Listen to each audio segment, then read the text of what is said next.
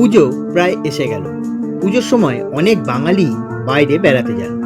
তাদের মধ্যে বেশিরভাগ মানুষই উত্তরাখণ্ডের দিকে বেড়াতে যান। উত্তরাখণ্ডে যেতে গেলে তাদেরকে হরিদ্বার হয়ে যেতে হয়।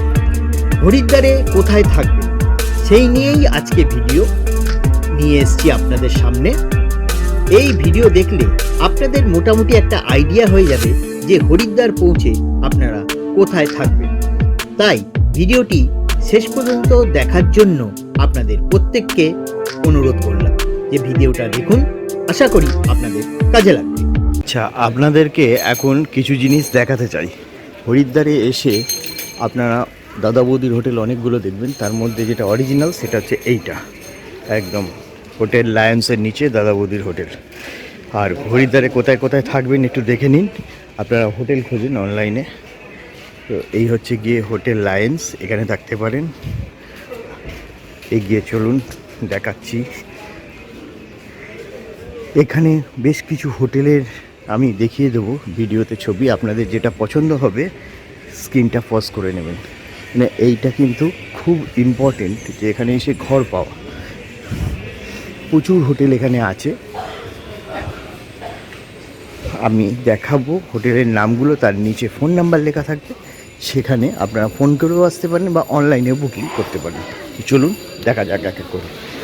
এইটা হচ্ছে ভোলাগিরি আশ্রম, বিষ্ণুঘাটে। আচ্ছা, ভোলাগিরি আশ্রম আগে আছে একটা, এটা হচ্ছে বিষ্ণুঘাটে। আচ্ছা, এটা হচ্ছে হোটেল বিশ্রান্ত, এদের ট্যুর অ্যান্ড ট্রাভেলও আছে, আপনার ফোন নাম্বার দেওয়া আছে, ফোন করে নিতে পারেন। হোটেল বিশ্রান্ত, ঠিক আছে। এগিয়ে চলুন, আরও দেখাচ্ছি। হোটেল গঙ্গা লহরী, এখান থেকে বুকিং হয়। আচ্ছা, হোটেল সোনা, এখানেও রুম পাবেন। সোনার অপোজিটে হোটেল আদিত্য, ফোন নাম্বার দেওয়া আছে, যোগাযোগ করে নিতে পারবেন। চলুন এগিয়ে, আমি বিষ্ণুঘাটের হোটেলগুলো দেখাচ্ছি। বিষ্ণুঘাটে থাকাটাই বোধহয় ঠিকঠাক হবে, কারণ এখান থেকে সহজে গাড়িতে উঠতে পারবেন।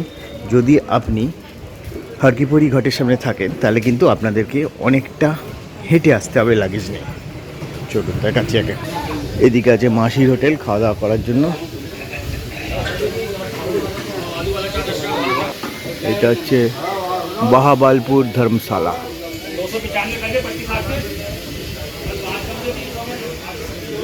এগিয়ে চলুন, আরও হোটেল আছে। এটা হচ্ছে Rajasthan guest house. Rajasthan guest house, এখানেও আপনারা ফোন করে রুম পেতে পারেন। রাজ হোটেল, এখানেও আপনারা থাকতে পারেন, তবে এই হোটেলটা একটুখানি লো কোয়ালিটির। হোটেল বিক্রান্ত, বিক্রান্তের ফোন নাম্বারটা নেই, আমি নিচে ডেসক্রিপশানে দিয়ে দেবো বিক্রান্তের ফোন নাম্বার, এখানেও আপনারা রুম পেতে পারেন। এই হোটেলটাও বিষ্ণুঘাটে একদম। আচ্ছা, বিক্রান্ত থেকে দু পা এগিয়ে এলেই দেখতে পাবেন রানা হোটেল। এই হচ্ছে রানা হোটেল, ফোন নাম্বার দেওয়া আছে, আপনারা যোগাযোগ করে নিতে পারেন। রানা হোটেলের ঠিক অপোজিটেই দেখবেন হোটেল পণ্ডিতজি। পণ্ডিতজিরও এই ফোন নাম্বার দেওয়া আছে, যোগাযোগ করে নিতে পারেন। আর তার পাশেই আছে হোটেল রাজ ডিলাক্স, যেখানে আমি রয়েছি, ফোন নাম্বার দেওয়া আছে, যোগাযোগ করে নিতে পারেন যদি থাকতে ইচ্ছে হয়। রাজ ডিলাক্সের পাশেই আছে হোটেল আহুজা, এখানেও আপনারা যোগাযোগ করে নিতে পারেন যদি থাকতে চান। ফোন নাম্বার দেওয়া আছে উপরে, সেই ফোন নাম্বারে যোগাযোগ করে নিতে পারেন। রাজ ডিলাক্স থেকে একটু এগিয়ে আসবেন, দূরে দেখতে পাচ্ছেন হোটেল নিউ প্রতাপ।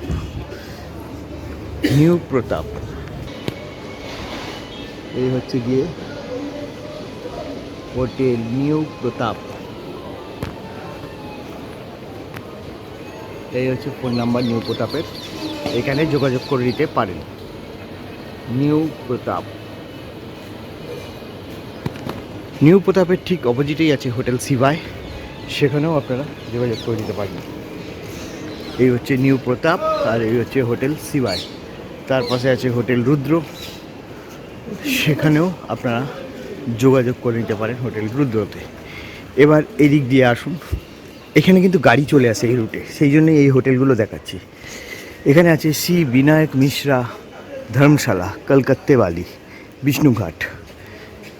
ফোন নাম্বারটা এখানে দেওয়া নেই, আপনারা সার্চ করে নেবেন। নামগুলো দেখিয়ে দিচ্ছি, মানে কোথায় কোথায় থাকবেন। আচ্ছা, এখানে আছে শান্তি ভবন জয়পুরিয়া, এর ফোন নাম্বারও দেওয়া আছে, এখানেও আপনারা থাকতে পারেন। এই দুটো কিন্তু ধর্মশালা। এছাড়া সামনে আছে ওয়েলকাম হোটেল, সেখানেও থাকতে পারেন। এখানে এগুলো দেখানোর মেন উদ্দেশ্য হচ্ছে আপনারা গাড়ি করে সহজে আসতে পারবেন। আচ্ছা, সামনে এখানে আছে হোটেল সাগর মূর্তি, দেখুন এই হচ্ছে সাগর মূর্তি, ফোন নাম্বার দেওয়া আছে, ঠিক আছে।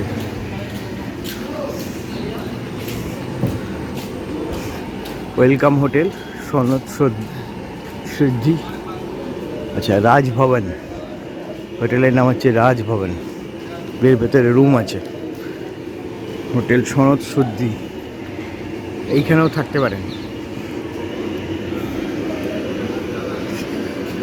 আর সামনে দেখতে পাচ্ছেন রোড, মেন রোড, এই মেন রোড দিয়ে এদিকে ঢুকে আসতে পারেন আরামসে।